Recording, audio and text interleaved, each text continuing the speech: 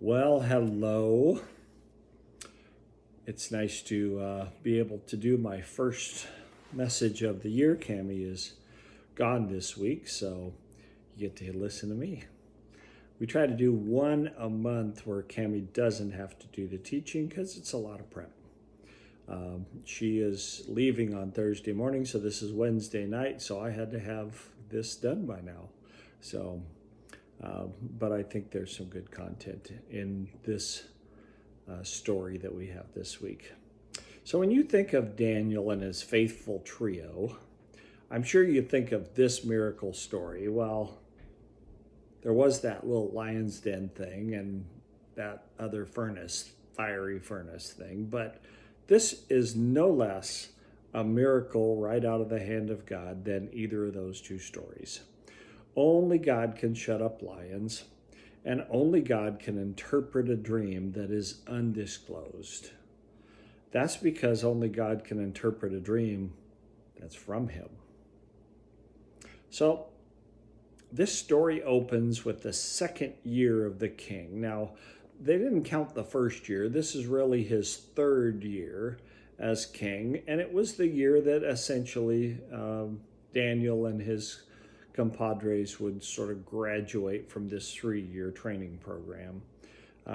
And so we're about to sort of experience their final exam.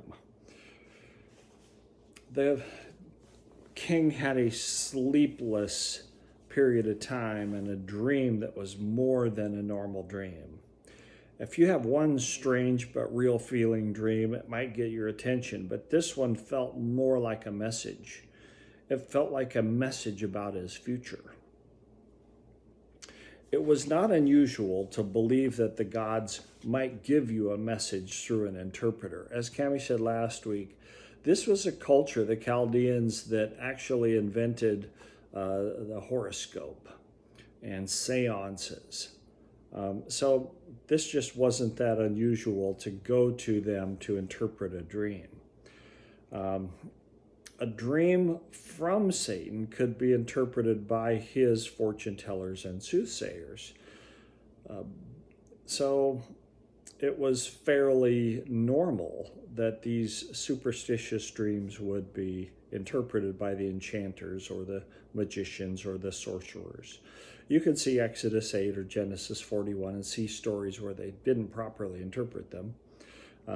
But this king was deadly serious about getting the right answer, so you know how he made sure that he was going to not get a made-up answer.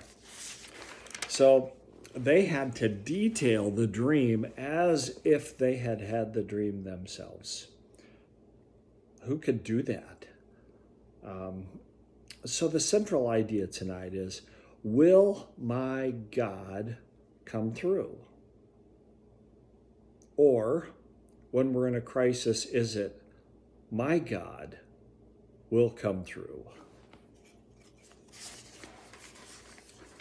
There are 3 keys to faithful living that we can pull out of this story. Maybe more, but here are the 3 that I came up with. Daniel recognized the scope of the problem. So he knew no man was going to recognize this dream, and the punishment was serious. And we'll come to that later. Daniel knew, number 2, the size and power of God. So we'll talk about that. And thirdly, Daniel combined what he knew about the problem with what he knew about God, and he combined it with his faith. So let's start on that first one. Daniel recognized the scope of the problem. Daniel and his friends had had some challenges so far, but as far as we know, none had been life-threatening. We're not told of any that were. Clear principles guided their actions with some tact and faith added in. This was different. Although we have been told in the text that God had given an aptitude for learning and generally good health and success, we aren't told if Daniel had knowledge of his specific gifting, the ability to interpret dreams. it seems to have been unexplored by Daniel. There's no hint in this story that Daniel had experimented with this gift. Now the king had a problem. This stupid dream with a riddle that seemed serious, and it had him vexed. Isn't that a word you want to use once in a while? Now, as I said, it was not unusual for the sorcerers and magicians, and even the wise guys, to work in the realm of dark magic. Now, that was Satan's playground. This, though, didn't seem like that. If it had been, he may have just told them the dream that they might come up with a compelling answer for its meaning. After all, they were used to dealing in that kind of magic. Satan can interpret dreams he inspires easily. This felt different. Not like shivers of terror that are quickly soothed by turning on a light or the sun finally rising. This had real meaning and impact on his future. There could be no chance for trickery or magic words. Only the truth could bring sleep again. If they couldn't tell him the dream and the interpretation, then they weren't in touch with the one who gave this detailed dream to begin with. The penalty must match the disaster of not knowing the answer. They would all die, and they would die horribly. It said they would be torn limb from limb. I know in some cultures they would do that with elephants, literally tie them to one arm and one leg. Just a horrible way to go. Even after all the schooling and culture work, this was the final test. No man could do this, only the gods, they say, and then maybe. So this problem wasn't a moral stand to take for Daniel and his friends. But like it, it was a chance to exercise faith in the God of the heavens, which, by the way, in chapter 2, they said God of heaven 5 times. So, will my God come through? Or is it my God will come through? So what did Daniel do? Did he put on his armor like David? Did he get out of the boat like Peter? Did he put up his arms like Moses? Did he sit in dust and ash? Did he tear his garments? No. Did he divine? Did he use a Ouija board? Did he use tarot cards? Nope. He had a 2-step action plan. His plan was do what he could do and then let God do the real work. He made an appointment with the king. Then he asked the brothers to pray. Then he went to sleep. Then he praised God. Let's skip to that part, because what's true about God after a crisis is past is true in the heat of it. So, we had a verse of the week, and the verse of the week was this: blessed is the name of God forever and ever, to whom belong wisdom and might.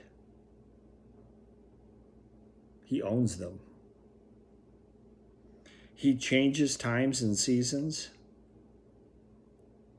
whether it's times for different people to rule or even changing of the leaves. He changes times and season. He removes kings and sets up kings. He gives wisdom to the wise and knowledge to those who have understanding. Even if you already have understanding, he will give you more knowledge. He reveals deep and hidden things like this dream.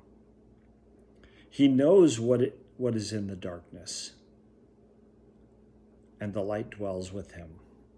To you, O God of my fathers, I give thanks and praise, for you have given me wisdom and might, and have now made known to me what we asked of you, for you have made known to us the king's matter. So it's such a beautiful little section, and I'm glad that they had it. I still have some work to do on memorizing it personally. Maybe you do too, but I think it's worth it. But two ideas stand out. Number one, God is absolutely sovereign. And number two, God alone gives revelation. These other wise men, the sorcerers, whatever magic they had was useless because God alone gives revelation. Psalm 96, 4-5 says, "For the Lord is great and is highly praised. He is feared above all gods," little g, "for all the gods," little g, "of the people are idols, but the Lord made the heavens." What a contrast. So the third part is Daniel combined what he knew to be true with his faith. I'm going to turn to Hebrews chapter 4 and just read a little part of Hebrews chapter 4 and then sort of combine it with this. But it says, "Therefore, while the promise of entering his rest still stands," this is about salvation. "While the promise of entering his rest still stands, let us fear lest any of you should seem to have failed to reach it.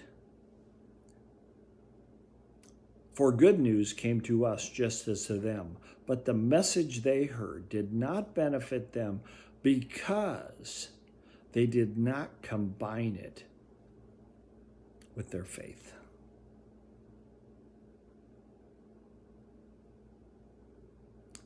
That's just an interesting thought, that what we hear and what we learn has to be combined with our faith. And that's what Daniel did as well. He knew who God was. He knew the scope of the problem, but he still needed to combine it with his faith. And that's when, of course, he went and asked God and had his friends ask God for help. So are we going to ask, will my God come through? Or will we declare, my God will come through? I'm going to tell one story as we close. There's a man, and he lived in the 1800s, late 1800s, but his name was Hudson Taylor. Hudson Taylor had a very specific calling, in a way like Daniel's. Daniel was called into this ministry, if you will, this invasion, as Cammie talked about last week, into this king's court. Hudson Taylor had a calling to go to China and witness to the Chinese people. He didn't live in today's world where we can get on the internet or we can watch the National Geographic Channel and learn about China. He just had it on his heart. So he knew he was going to go to China. He knew he was going to be sent there, but he just didn't know exactly when. And in the meantime, he decided he needed to have a bigger faith. And so, instead of his parents paying for his apartment, which they were willing to do, Hudson decided that he would work, and even though he didn't make enough to pay for the apartment in his work, he would pray that God would supply his need. As it says in the Word, "And my God will supply all your needs according to his glorious riches in Christ Jesus." Several different months, the parents would would know that he had not enough money, and they would offer to pay, and he would turn them down, and he said, my God will supply my need. My God will come through. And he would pray, and God every time met the need by the day that the rent was due. Very many close calls. Okay, so the time came for Hudson to depart. The date was chosen. It was announced in his church body, and Hudson knew he was going to go. He had literally no money saved for this venture. Sounds reckless. But as he prayed, my God will come through, he went to stand in line at the train depot. And as he's standing in line at the train depot, he keeps thinking, God, what are you going to do? How are you going to meet this need? Because I know that this calling is for you and from you, so you will supply the means to accomplish it. So as he's standing there, he keeps expecting that somebody is going to do something. Finally, the person in front of him walks away, and he's face to face with the ticket master person in the booth. And he said, I am going to San Francisco. That was going to be the jumping off place to get on the boat. And the person said, well, the fare is, and he told them a number. Honestly, I don't remember what the number was. And just as Hudson was starting to fumble for words on how he was going to say, I don't have that, a man tapped him on the shoulder. It was a man from his church body. There had been other people that had come from the church body to see him off, and no one had given him money. And this person handed him an envelope and said, I forgot to give you this. And Hudson took the envelope in his hand, turned around, and handed it to the ticket master. And it was exactly the amount of money for the ticket, to the penny. So, rather than believing, will my God come through? Our choice in a crisis is to say, my God will come through. So, I just have one little thing to say as we close up here. When we're in a crisis, we have three choices, not just two. One is, God, my will. God, my will. Or, will my God, or my God will. The same three words, completely different messages. It's a fantastic way for us to pray our way through the troubles that we have in life. Thank you for listening, and prayerfully consider, will you choose to say, my God will?